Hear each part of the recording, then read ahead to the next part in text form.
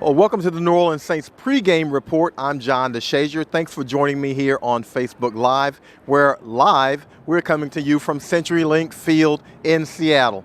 And it's Seattle. It's raining, so you can suspect that it might be that way throughout the entire game. And that means there's going to be a ball security issue, obviously, for both teams. Handling a wet, sloppy ball in these conditions might produce some turnovers. We'll see how that goes. The Saints probably did some wet ball drills yesterday in their walkthrough, but didn't have to do so during the week because pristine conditions during the week. However, as you can see behind me, Sunday, the drizzle has started. It is picking up. It is not suspected to stop throughout this game, so we'll see how that affects the Saints offensively.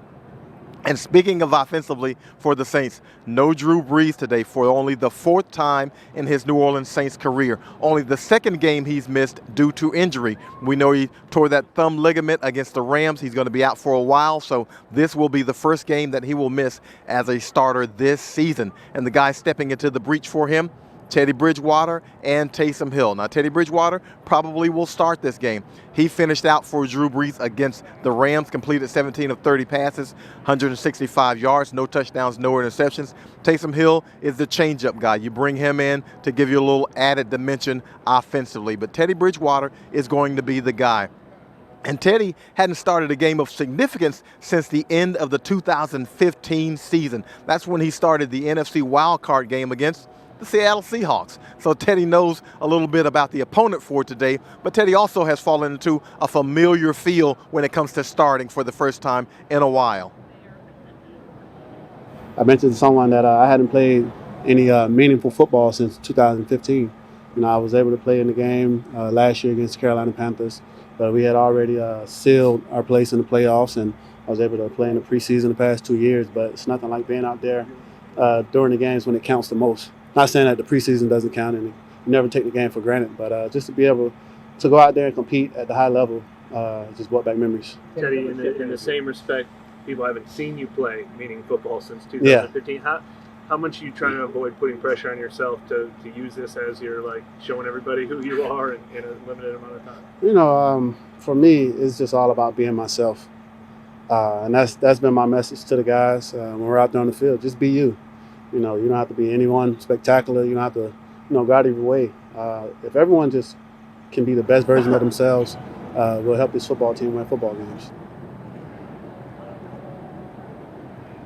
We won't diminish Taysom Hill's role in this equation because as he increases at quarterback, he will decrease on special teams. All those roles might diminish and they might dry up completely because of his importance increased at quarterback. He's going to be the guy. If Teddy Bridgewater goes down, this team will have one quarterback on the roster, and that will be Taysom Hill. So it is important that he probably reduce those roles on special teams. However, during this week, he said, look, I'm willing to do whatever it is the coach and the team needs me to do to get a win.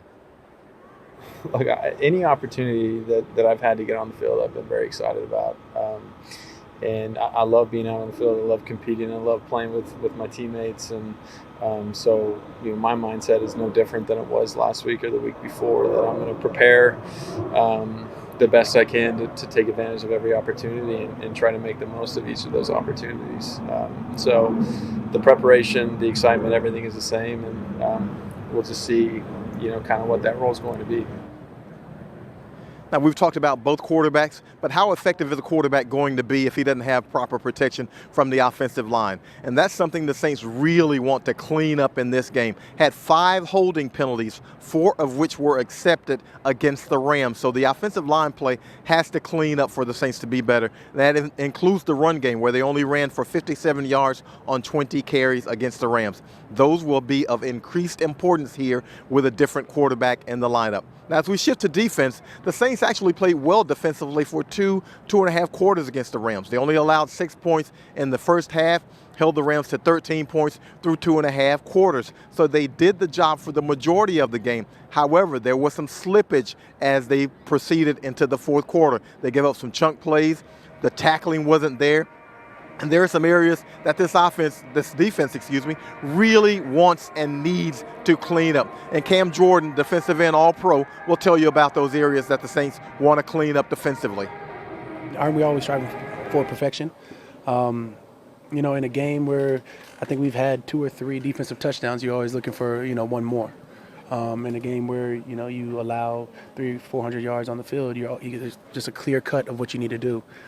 In one of those tight games where it's maybe 9-6 or 10-7 or whatever it is, there's always an opportunity to get better. So whatever the case may be, we have to be better today. If we talk about last game, there were so many tackles that we missed that we have to be better today. Now, we always try to give you something from each phase of the game, so we move to special teams. And obviously, without Taysom Hill on those special teams, they might have someone else step in that position. But this might be one of those games where if the Saints are stuck a little bit offensively, they might need to make a play on special teams. And they scored all the points against the Rams last week, 3 Will Lutz field goals. And obviously, that's not what the Saints want to be offensively, scoring on field goals. They want touchdowns and need touchdowns, so they might have to steal a possession, maybe even a score in special teams. Craig Robertson is the special teams captain, and he knows exactly what this team might need to do against the Seahawks today. I mean, we strive to be sharp regardless. We try to be, when you go out and play a game on a Sunday, it's not be kind of sharp because you got 9 playing quarterback, is to be as sharp as possible, So it's everything. We still prepare the same. We still treat everything the same. We know we're going to have some guys pick up the slack, in all areas of the kicking game and all areas of offense and defense. So we do know that, and we just got to find a way to make plays and get turnovers.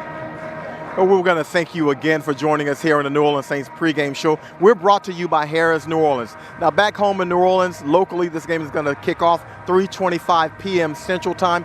It will be on CBS, WWL-TV, Channel 4, and also you can listen on the radio, WWL Radio. That game will be called by Zach Streif and Deuce McAllister. And also post-game, catch us on NewOrleansSaints.com. Myself, along with Caroline Gonzalez and Mike Haas, as we bring you all the highlights and all the Saints post-game press conferences. I'm John DeShazier for NewOrleansSaints.com, and check us out on NewOrleansSaints.com throughout this game.